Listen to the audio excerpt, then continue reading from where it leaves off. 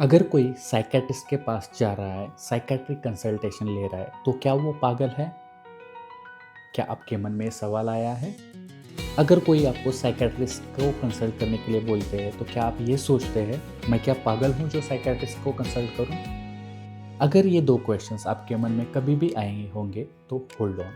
मैं आपको बताने जा रहा हूँ कुछ ऐसी चीज़ें जो नॉर्मल हो सकती है, या फिर वो ऐसी बीमारियाँ हैं जो पागलपन नहीं है, लेकिन उसके लिए साइकियाट्रिस्ट से ट्रीटमेंट लेना ज़रूरी है, मनोविकार तज्ञ की सलाह लेना ज़रूरी है। उससे पहले मैं आपको एक पूछना चाहूँगा, क्या आप डेंटिस्ट को तभी दिखाते हैं जब आपका दांत टूट जाए, निकल जाए?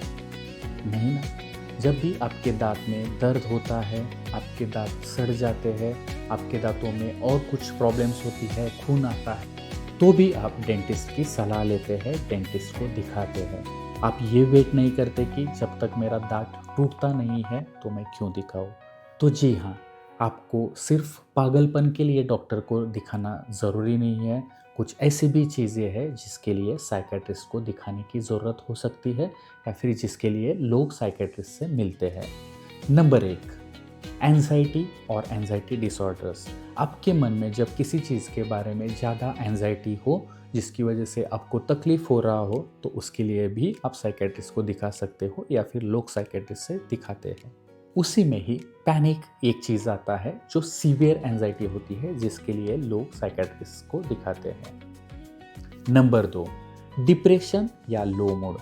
जब आपको परसिस्टेंटली लो मूड फील हो जाए, किसी चीज़ों में आपका मन ना लगे, चीज़ों में इंटरेस्ट ना रहे, आपको किसी से बात करने का दिल ना करे, तो ऐसे जो भी लो मूड या मूड वाले प्रॉब्लम्स होते हैं, उसके लिए भी आप साइकियाट्रिस्ट से मिल सकते हैं। Number 3, sleep problems. जी हाँ, अगर आपको नींद नहीं आ रही है, आपको ज़्यादा नींद आ रही है, आपको नींद के दरमियान कुछ बात करना या फिर चलना, ऐसे कुछ प्रॉब्लम्स है, या फिर अगर आप रात को सोते हैं और फिर सुबह में उठते हैं तो आपको ऐसे लगता है कि आपकी नींद पूरी नहीं हुई है, तो ऐसे बहुत सारे स्लीप प्रॉब्लम्स के लिए भी साइकियाट्रिस्ट को दिखाना ज़रूरी होता है, या फिर इन चीज़ों का ट्रीटमेंट साइकियाट्रिस्ट अच्छे से कर सकते हैं। नंबर 4, स्ट्रेस या फिर बर्नआउट। क्या आपके दिमाग में हमेशा स्ट्रेस रहता है? क्या आप स्टडी की वजह से, काम की वजह से, या फिर एग्ज़ाम की वजह से स्ट्रेस में रहते हैं, बर्नआउट होते हैं? हमेशा आपके मन में नेगेटिव सोच आती है, हमेशा आपके मन में एंजाइटी रहती है, आपको लगता है कि आगे क्या होगा, कैसे होगा, या फिर उसका आपके स्लीप पे, एपेटाइट पे, सेक्स पे, लिबिडो पे अगर असर हो रहा है, तो ऐसे स्ट्रेस रिलेटेड इश्यूज़ के लिए, बर्नआउट रिलेटेड इश्यूज़ के लिए, कांस्टेंट नेगेटिव थॉट्स के लिए आप साइकियाट्रिस्ट को दिखा सकते हैं। Number 5, relationship and sexual issues. जी हाँ, अगर आपके रिलेशनशिप में कोई इश्यूज़ है, आपको कोई सेक्सुअल प्रॉब्लम्स है, आपको कोई दिक्कत हो रही है, तो ऐसे सेक्सुअल प्रॉब्लम्स के लिए, रिलेशनशिप इश्यूज़ के लिए, ब्रेकअप के बाद में, या फिर रिलेशनशिप में जो प्रॉब्लम्स आ रहे हैं उसके लिए, मैरिटल इश्यूज़ के लिए भी, मैरिटल डिसहार्मनी के लिए भी आपको साइकियाट्रिस्ट को दिखाना ज़रूरी हो सकता है। Number 6, addiction. या तो किसी सब्सटेंस का हो सकता है, या फिर बिहेवियरल हो सकता है।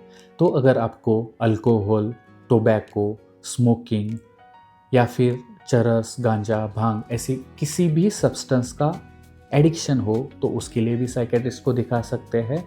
और अगर आपको कोई बिहेवियरल एडिक्शन है, जैसे कि आजकल बिहेवियरल एडिक्शन बढ़ रहे हैं, जो कि मोबाइल एडिक्शन है, स्क्रीन एडिक्शन है, सोशल मीडिया एडिक्शन है, पोर्नोग्राफी एडिक्शन है, तो ऐसे जो भी एडिक्शंस है उसके लिए भी आप साइकियाट्रिस्ट को दिखा सकते हो। Number 7, OCD, trauma, grief. जी हाँ, अगर आपको कोई ओसीडी जैसी बीमारी है, कोई बड़ा ट्रॉमा हुआ है, कोई आपके पास वाला गुजर गया हो, डेथ हुई हो, या फिर आपका कोई बड़ा लॉस हुआ हो, तो ऐसी चीज़ों में जो नॉर्मल ग्रीफ होता है, या फिर ग्रीफ रिलेटेड इश्यूज़ होती है, या उसकी वजह से कोई बड़ी प्रॉब्लम्स होती है, तो उसके लिए भी आप साइकियाट्रिस्ट को दिखा सकते हो। नंबर 8 और सबसे इम्पॉर्टेंट, जी हाँ, आजकल बहुत सारे साइकियाट्रिस्ट एज अ कोच काम करते हैं।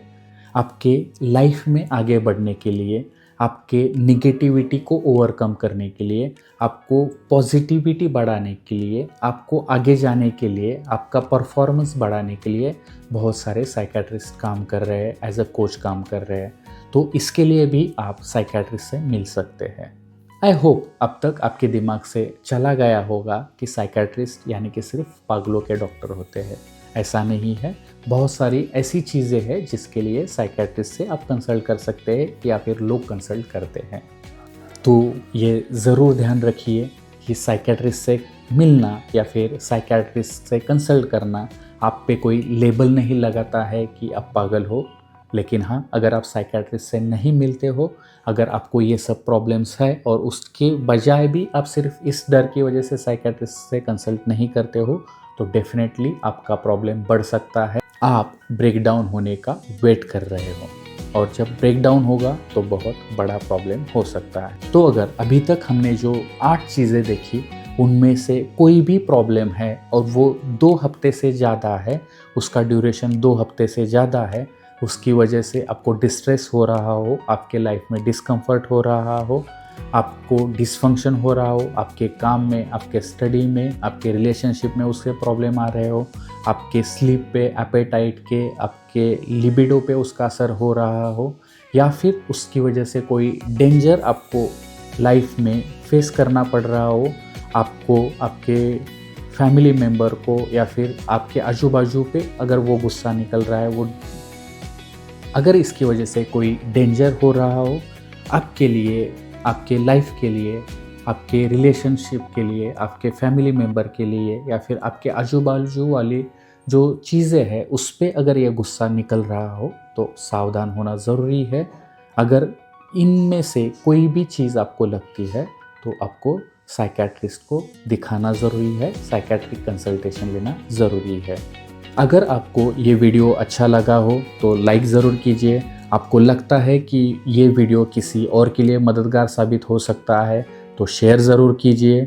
अगर आपको लगता है कि सोसाइटी में ये जो स्टिग्मा है, ये जो मिस है, वो निकालने के लिए ये ज़रूरी है, तो ज़रूर सोशल मीडिया पे ये शेयर कीजिए। अगर अभी तक आपने सब्सक्राइब नहीं किया हो तो सब्सक्राइब ज़रूर कीजिए। अगर आपको लगता है कि हम जो वीडियोस अपलोड करते हैं उसके बारे में आपको इन्फॉर्मेशन मिले, नोटिफिकेशन मिले, तो बेल के ऊपर क्लिक कीजिए, तो आपको नोटिफिकेशन आते रहेंगे। तो चलिए मिलते हैं अगले वीडियो में, तब तक के लिए this is doctor Atul Dhage signing off until we meet again. Bye bye, take care, have a great day.